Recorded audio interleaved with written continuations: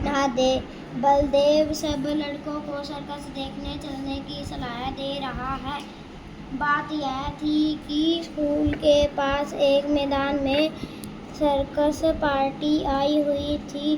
सारे शहर की दीवारों पर उसके विज्ञापन चिपका दिए गए थे। लड़के तमाशा देखने के ललचा रहे थे। पहला तमाशा रात को शुरू होने वाला था, मगर हेडमास्टर साहब ने लड़कों को वहां जाने की मनाही कर दी थी। इश्तिहार बड़ा आकर्षक था। आ गया है। जिस तमाशे की आप लोग भूख प्यास छोड़कर इंतजार कर रहे थे, वही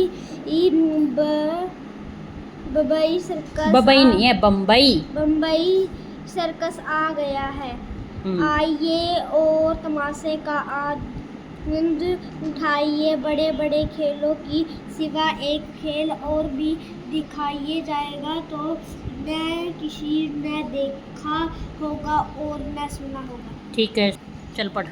आइए और तमाशे का आनंद उठाइए। बड़े बड़े खेलों के सिवा एक खेल और भी दिखाया जाएगा जो न किसी ने देखा होगा और न सुना होगा। लड़कों का मन तो सर्कस में लगा हुआ था। सामने किताबें खोले जानवरों की चर्चा कर रहे थे, क्योंकि शेर और बकरी एक बर्तन में पानी पिएंगे और इतना बड़ा हाथी बैलगाड़ी पर कैसे बैठेगा। ठीक है, बैठ, सिट डाउन। ये बहुत बड़े बड़े होंगे। तोता बंदूक छोड़ेगा और वनमानुषु बाबू बनकर मेज पर बैठेगा। बलदेव सबसे पीछे बैठा हुआ अपनी हिसाब की कॉपी पर शेर की तस्वीर बना रहा था और सोच रहा था कि कल शनिवार नहीं इतवार होता, कैसा मजा आता। हाँ, पढ़ो।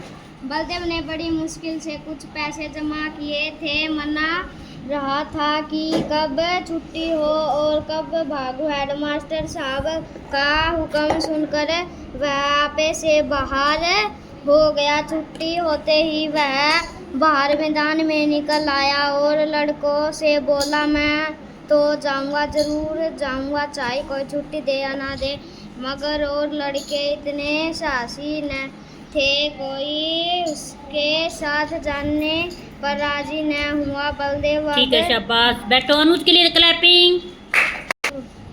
जोर से पढ़ो बेटा। अकेले पड़ गया, मगर वह बड़ा जिद्दी था। दिल में जो बात बैठ जाती उसे पूरा करके ही छोड़ता था। शनिवार को और लड़के तो मास्टर जी के साथ गेंद खेलने चले गए। बलदेव चुपके से खिसककर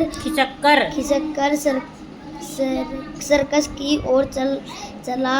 वहां पहुंचते ही उसने जानवरों को देखने के लिए 10 रुपए का टिकट खरीदा। बस यहाँ से और जानवरों के देखने लगा। इन जानवरों को देखकर बलदेव ने मन में बहुत झुंझलाया। वह शेर और मालूम होता है महीने से इसे मलेरिया बुखार आ रहा है। वह बल नहीं है, बला है। 20 हाथ ऊंचा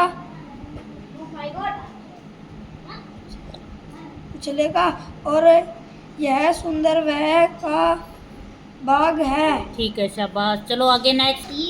जैसे किसी ने इसका खून चूस लिया हो, मुर्दे की तरह पड़ा है। वह रे भालू है या सूअर, और वह भी जैसे मौत के चंगुल से निकल भागा हो। अलबत्ता चीता कुछ जानदार है और एक 3 टांग का कुत्ता भी। शाबाश, चलो नेक्स्ट। मैं कहकर बड़े जोर से हंसा, उसकी एक टांग किसने काट ली। तुम कटे कुत्ते तो देखे थे, पैर कटा कुत्ता आज ही देखा, और यह दौड़ेगा कैसे। उसे अफसोस हुआ कि गेंद छोड़कर यहाँ नाहक आया। 10 रुपए भी गए। इतने में एक बड़ा भारी गुब्बारा दिखाई दिया। क्या हो गया मुझे समोसा आ रहा है। सोनू? चलो पढ़ो। उसके पास एक आदमी खड़ा चिल्ला रहा था, हाँ, आओ चलो चलें। आओ, 4 रुपए में आसमान की सैर करो। शाबाश, क्लैपिंग करो बेल लोकेश के लिए भी। अब अपनी क्लास में